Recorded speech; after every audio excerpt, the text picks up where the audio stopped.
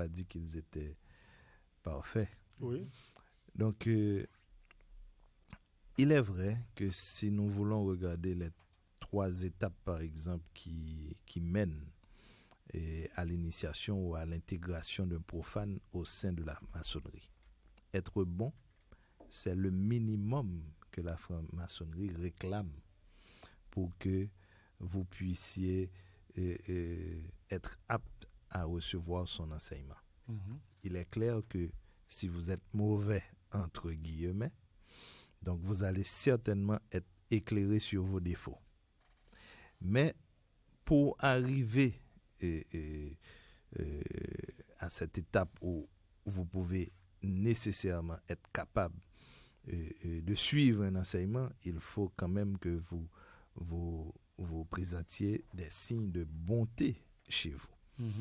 Donc, c'est à partir de ces signes que l'on commence par vous examiner, et c'est à partir de ces signes aussi que l'on serait capable de vous donner exactement les outils nécessaires pour devenir meilleur, et étant meilleur, et devenir parfait.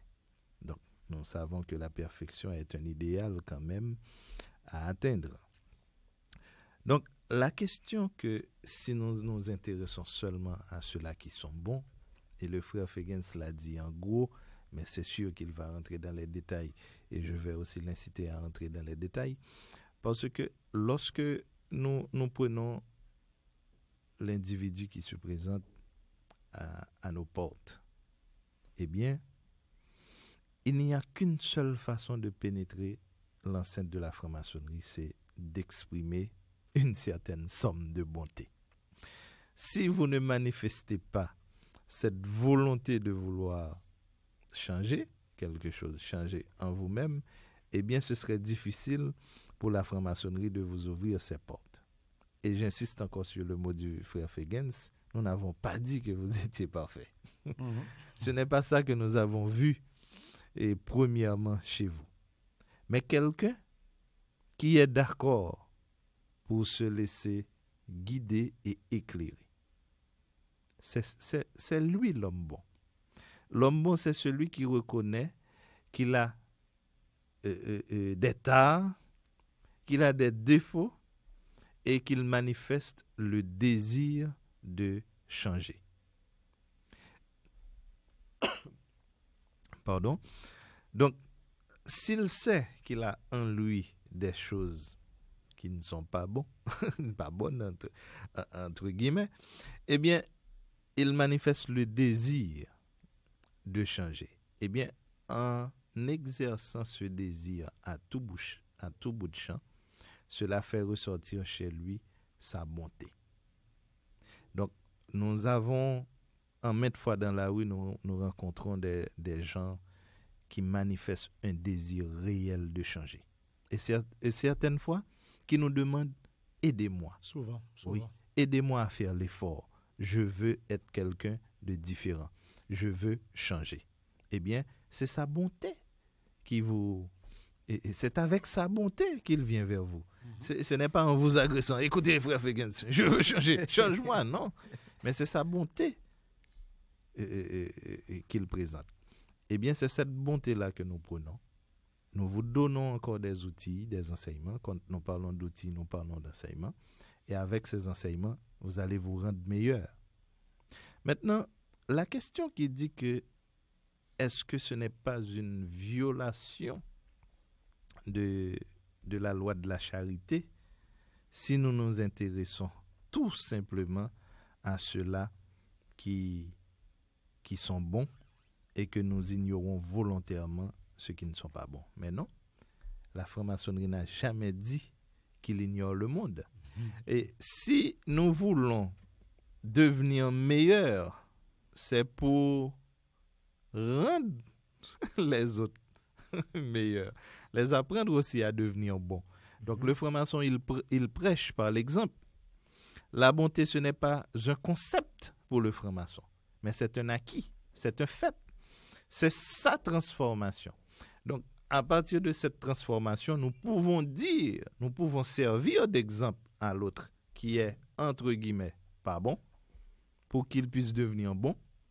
Et à ce moment-là, nous pouvons lui apprendre à devenir meilleur. Vénérable, qu'est-ce que les gens en fait, la personne qui a posé la question, qu'est-ce qu'elle fait du côté relatif de la question? Quand nous parlons de personnes qui seraient, entre guillemets, bonnes ou mauvaises, mais ça, c'est très relatif. C'est relatif. Ce qui est bon pour le vénérable Boulet, ou la personne qui me paraît est bonne ou qui me paraît est mauvaise, ça c'est encore discutable, parce que ce que nous croyons être nécessaire et de mentionner, c'est de dire que quelle que soit la personne, elle a ses défauts comme elle a aussi ses qualités. Donc, nous travaillons avec les personnes qui ont et les défauts et les qualités. Cependant, notre devoir, c'est de rendre tout le monde bon. Oui. Je vais en quelque sorte, en quelques instants de préférence, m'attarder sur la notion de charité. Voilà. Ça, c'est une notion. Il faut bien préciser pour nos chers amis auditeurs, je pense que nos frères le savent déjà. À l'intérieur de la franc-maçonnerie, les frères ne se font pas charité. À l'intérieur de la franc-maçonnerie, nous pratiquons l'entraide entre frères. Nous nous soudons les coudes. Mais la charité, nous le faisons à l'extérieur. Les frères peuvent se souder les coudes pour faire de la charité, pour faire de l'aumône. Mais entre frères, nous ne faisons pas charité, c'est une fraternité. C'est une fraternité. C'est une fraternité qui prône l'égalité. L'égalité. Donc, c'est-à-dire qu'il n'y a pas moyen de parler de charité à l'intérieur de la franc-maçonnerie. Donc, ça veut dire, si nous parlons de charité, et nous parlons de charité de la maçonnerie, donc la charité, c'est même une exigence spirituelle, je dirais. Oui. Et ceci dans beaucoup de religions, dans beaucoup de mondes ésotériques, la charité, qui peuvent prendre beaucoup d'autres noms, suivant la culture, c'est une exigence spirituelle. Savoir tendre la main à l'autre. Et la charité, c'est pas seulement donner quelque chose de matériel, de l'argent, mais c'est toute bonne pensée qu'on peut émettre à l'endroit de quelqu'un. Ça peut représenter de la charité. J'allais dire ça. Charité, il ne faut pas voir charité véritablement comme faisant l'aumône. L'aumône et la charité, c'est deux choses différentes. Exactement. Donc, je crois que l'auditeur qui a posé la question a posé une question qui nous permet quand même d'exposer certaines choses, d'expliquer certaines choses. Mais la façon de poser la question essaie de mélanger également les choses. Donc, c'est exactement ça. Donc, je crois que Vénérable Boulet et Vénérable Moine, la notion de bon et de mauvais, et c'est très relatif, comme tu viens de le dire. C'est pas parce que vous m'avez fait une demande à laquelle je ne réponds pas, ou bien je réponds de manière négative, qui fait que je suis mauvais, par exemple. Oui, Je ne suis pas mauvais. C'est une façon pour moi de répondre, parce que ça répond à la situation. Mais c'est une occasion pour la personne qui a fait la demande de revoir sa demande également. On peut faire une demande quelque part pour essayer, pour obtenir quelque chose, si je peux prendre cet exemple, et puis la demande est négative. Mais il y a toujours quelque chose à apprendre de ces expériences. Combien de personnes ont réalisé des exploits après des échecs. Maintenant, il faut toujours mesurer l'ampleur de ce que l'on vit, essayer de donner à chaque chose sa place exacte dans le plan de l'existence. Donc, je crois que normalement, Vénérable Boulet, nous ne faisons pas fi du monde extérieur. Nous pratiquons la charité mais c'est pas à l'intérieur de nos temples. C'est pas avec nos frères que nous pratiquons cette charité, mais c'est surtout les frères vers le monde extérieur. Donc tout ce que la franc-maçonnerie fait, la franc-maçonnerie le fait de l'intérieur vers l'extérieur. Et si il y a quelqu'un qui n'est pas capable de faire cela, alors je pense que cette personne manque à sa mission. Il y a une deuxième chose que je ne veux pas qui m'échappe, Vénérable Boulet. Le franc-maçon doit toujours prêcher par l'exemple. Il doit toujours faire l'effort de prêcher par l'exemple. Prenons le cas de notre réalité, la réalité d'Haïti, où les francs-maçons, il y a une mauvaise presse qui se fait autour du franc-maçon. Si le franc-maçon qui habite dans une communauté se comporte de telle manière, il est la mesure de cette communauté. Oui. Pourquoi je dis qu'il est la mesure de cette communauté? Il y a ceux qui ont l'habitude de dire que les francs-maçons, par exemple, sont des diables. Et que la personne n'a jamais vu de diable, mais le franc-maçon est un diable. Maintenant, si le franc-maçon se comporte très mal, la personne va avoir une raison de continuer à croire que le franc-maçon est mauvais. Par contre, si le franc-maçon prêche par l'exemple dans sa communauté, les autres personnes qui pensaient du mal de la franc-maçonnerie et du franc-maçon vont avoir encore du mal à le dire. Mais autre chose plus importante, c'est que le comportement de ce franc-maçon dans sa communauté va mesurer également le comportement de toute la communauté. Oui.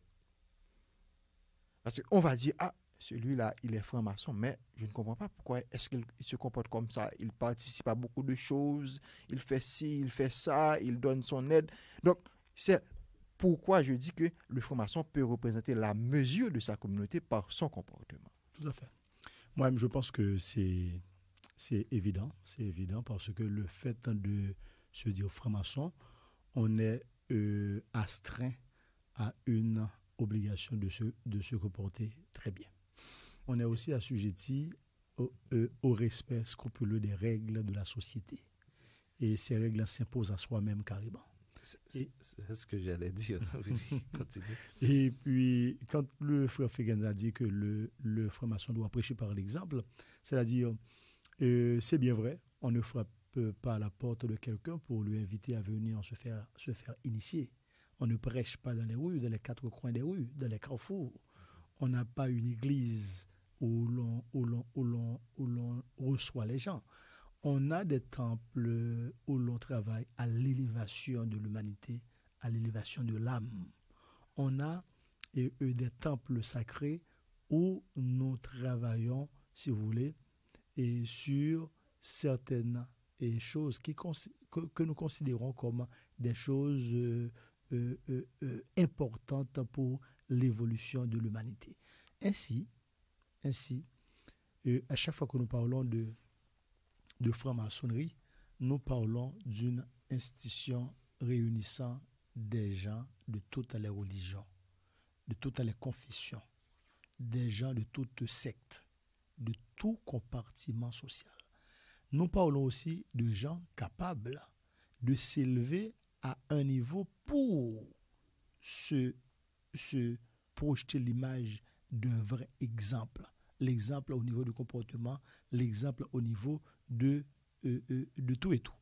Donc, dire que nous travaillons avec les bons, c'est parce que nous savons que, comme pour répéter le Vénérable Boulet, c'est trier sur le volet. Parce qu'il ne suffit pas de venir frapper à la porte de nos mystères pour qu'on puisse ouvrir ces portes et vous recevoir. Il vous faudra faire un tas d'efforts avant de pouvoir avoir accès à ce temple. Donc, c'est pour cela, comme pour répéter le Vénérable, le fait que vous avez pensé à frapper à la porte de nos mystères, nous considérons déjà que vous avez cette velléité de changer, cette velléité de venir travailler sur vous-même, de venir vous évaluer et faire un effort sur soi-même. Donc, par conséquent, nous vous considérons déjà comme étant bon. Le fait que vous avez pu acquérir cette prise de conscience qui vous conduit à ce chemin initiatique. Voilà ce que nous autres, nous comprenons par une personne que nous considérons comme bonne. Maintenant, quand l'auditeur a posé la question pour dire qu'est-ce que nous faisons des pas bons, nous ne parlons pas de pas bons.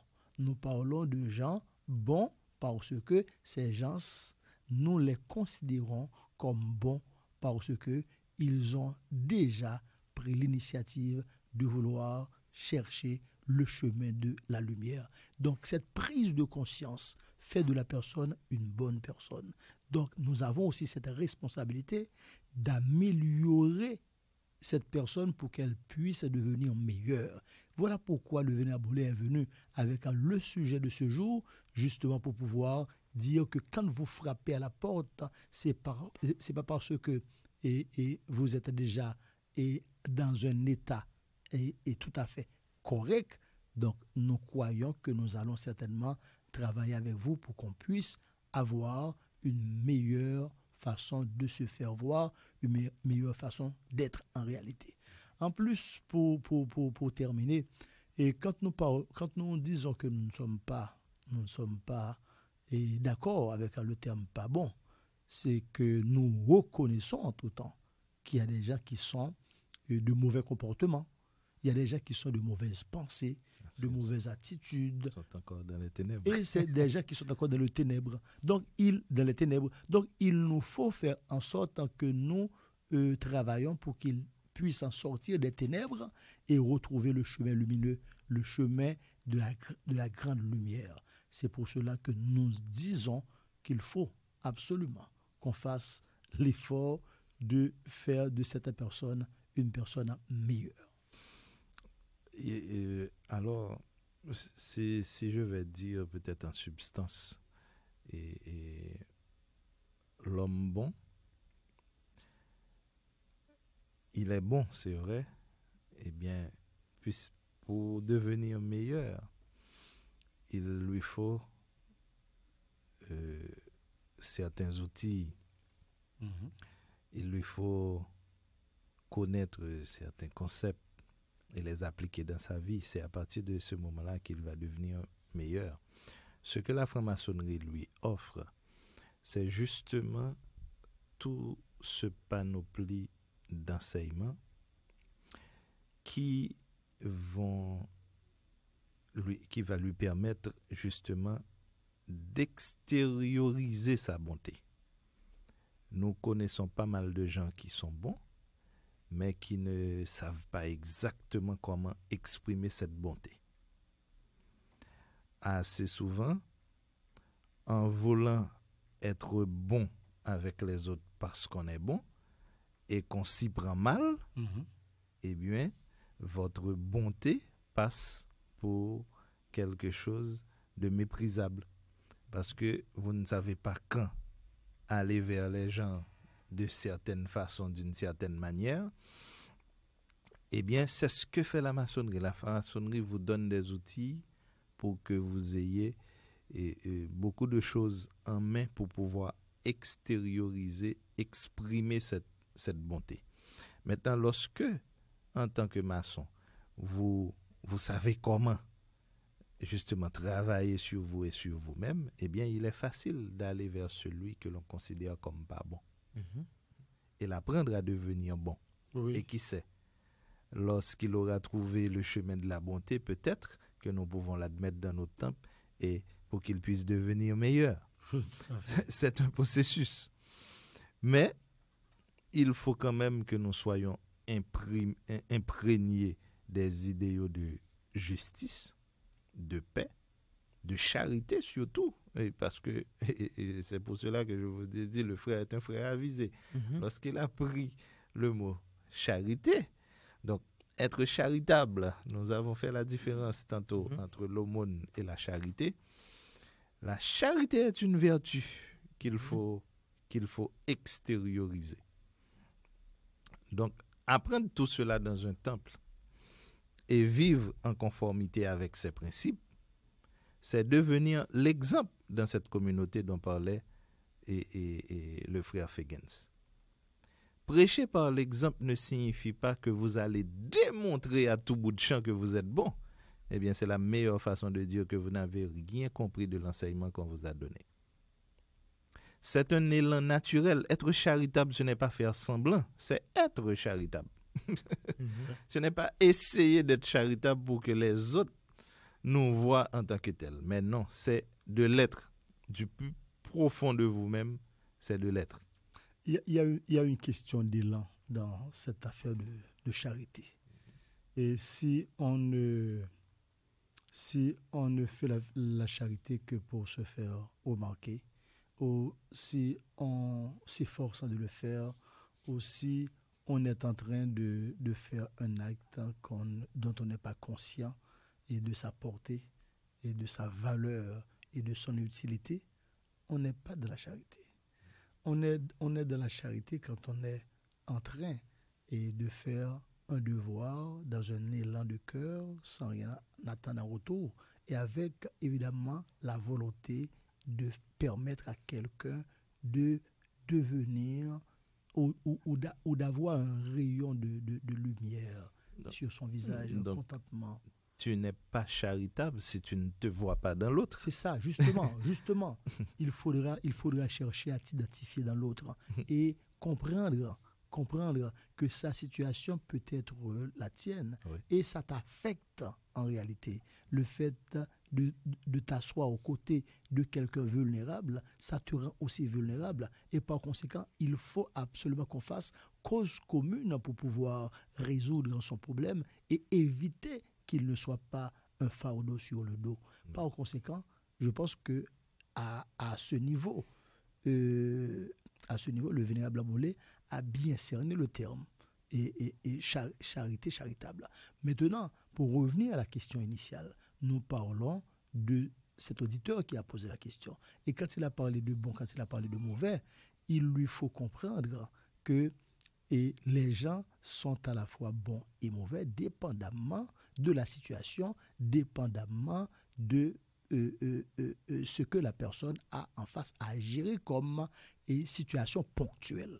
Voilà pourquoi que moi-même je pense qu'il lui faut une certaine précision, parce que il n'y a pas quelqu'un qui est systématiquement mauvais et un autre est totalement bon. Non, moi-même je pense que c'est aménager le chef de chou, voir en fait quelqu'un qui a ses défauts à corriger, quelqu'un qui a aussi ses bontés à encourager. Défauts à corriger, bonté à encourager. Au fur et à mesure qu'on encourage la bonté, comme a dit le vénérable Boulet, au fur et à mesure que la personne se montrera encore beaucoup plus utile à la maçonnerie, parce que ce que nous allons lui donner, elle pourra s'en servir pour le bien de la communauté. Il ne faut pas jeter des perles au pourceau. Nous disons que la personne à qui on donne la formation, c'est une formation que nous lui croyons nécessaire d'en avoir, et par conséquent, il peut s'en servir justement pour le bien de la communauté. Le frère Feigens vient de dire que nous travaillons avec des gens à l'intérieur du temple pour qu'ils puissent mettre leur connaissance au profit de l'extérieur. Voilà pourquoi que nous autres nous disons qu'il nous faut continuer le travail du temple à l'extérieur, parce que ce que vous recevez aujourd'hui à l'intérieur du temple comme franc-maçon, au dehors vous n'êtes que citoyen haïtien, au dehors vous n'êtes que citoyen du monde. Ouais. Donc par conséquent, il vous faudra faire un acte et valable en tant qu'initié, en tant que franc-maçon, l'acte par lequel vous serez justement identifié comme franc-maçon, comme porteur de lumière et capable de projeter cette lumière dans un environnement. Voilà pourquoi que nous autres, nous pensons que l'homme bon nous pourrons toujours le rendre meilleur et travailler avec lui. Et ce que vous croyez, amis auditeurs, ce que vous estimez qui ne serait pas bon, eh bien, nous autres, nous disons que cette personne est bonne, est bonne. Tout est-il, il faut identifier ses défauts pour pouvoir l'aider à devenir bon. Donc voilà, qu'est-ce que nous dit le maître Mikhail Ivanov.